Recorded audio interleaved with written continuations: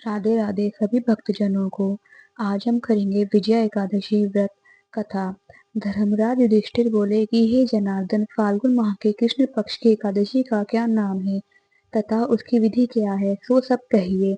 श्री कृष्ण भगवान बोले कि हे राज राजेश्वर, फाल्गुन माह के कृष्ण पक्ष की एकादशी का नाम विजया है। इसके व्रत के प्रभाव से मनुष्य को विजय मिलती है। इस विजय एकादशी के महात्म के श्रवण में पठन से समस्त पाप नष्ट हो जाते हैं। एक समय देवर्षि नारद जी ने जगत पिता ब्रह्मा जी से पूछा कि हे ब्रह्मा जी, आप मुझे फाल्गुन माह के कृष्ण पक्ष की विजय एकादशी का व्रत विधान बतलाइए। ब्रह्मा जी बोले कि हे नारद, विजय एकादशी का व्रत करने से पहले किए गए पापों तथा वर्तमान में किए हुए पापों को नष्ट करने वाला है। यह समस्त मनुष्य को विजय प्रदान करता है। त्रेता युग में श्री रामचंद्र जी को जब 14 वर्ष के लिए वनवास हो गया था, तब वह लक्ष्मण जी की तथा जानकी जी सहित पंचवटी में निवास करने लगे थे। इस जगह से रावण ने श्री सीता जी का हरण किया। इस दुखद समाचार से श्री राम जी अत्यंत व्याकुल हुए और श्री सीता जी की खोज में चल दिए। घूमते घूमते वे मरणासन जटायु के पास पहुंचे। कुछ आगे चलकर इनकी सुग्रीव के साथ मित्रता हो गई और इन्होंने बाली का वध किया। श्री हनुमान जी ने लंका में जाकर सीता जी का पता लगाया। वहां से लौटकर हनुमान जी श्री रामचंद्र जी के पास आए और उन्होंने सब समाचार रामचंद्र जी से कहा। श्री रामचंद्र जी ने सुग्रीव की संपत्ति लेकर वानरों भालुओं की सेना सहित लंका को प्रस्थान किया। श्री रामचंद्र जी जब समुद्र के किनारे पहुंच गए, तब उन्होंने महान और अगाध मगरमच्छ से युक्त समुद्र को देखकर श्री लक्ष्मण जी से कहा, हे लक्ष्मण, इस समुद्र को हम किस प्रकार पार कर सकेंगे। श्री लक्ष्मण जी बोले कि हे भाई श्री राम जी, यहाँ से करीब आधा योजन की दूरी पर कुमारी द्वीप पर बल बकदालभ्य नाम के मुनि रहते हैं। आप उनके पास जाकर इसका उपाय पूछिए।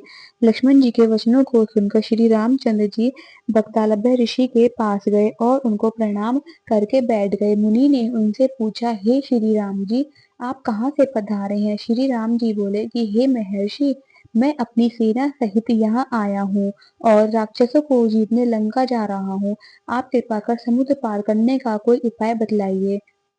बकदालभ्य ऋषि बोले, श्री राम जी, मैं आपको एक उत्तम व्रत बतलाता हूँ। फाल्गुन माह के कृष्ण पक्ष की विजय एकादशी का व्रत करने से तुम समुद्र से अवश्य ही पार हो जाओगे और तुम्हारी विजय होगी। हे राम जी, इस व्रत की विधि यह है कि दशमी के दिन स्वर्ण, चांदी, तांबा या मिट्टी किसी का एक घड़ा बनावे। उस घड़े को जल से भरकर तथा उस पर पंच पल्लव रखकर वेदिका पर स्थापित करे। घड़े के नीचे सप्तनजा 7 अनाज मिले हुए और ऊपर जौ रखें। उस पर श्री नारायण भगवान की स्वर्ण प्रतिमा स्थापित करें।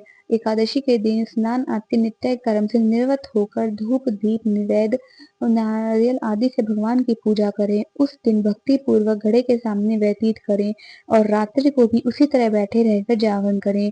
द्वादशी के दिन नदी या तालाब के किनारे स्नान आदि से निवृत्त होकर उस घड़े को ब्राह्मण को दे देने।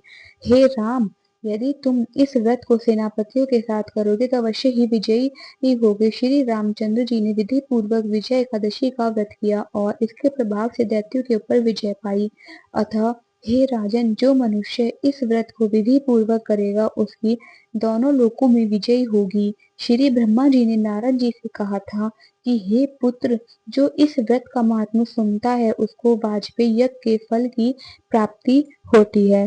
राधे राधे।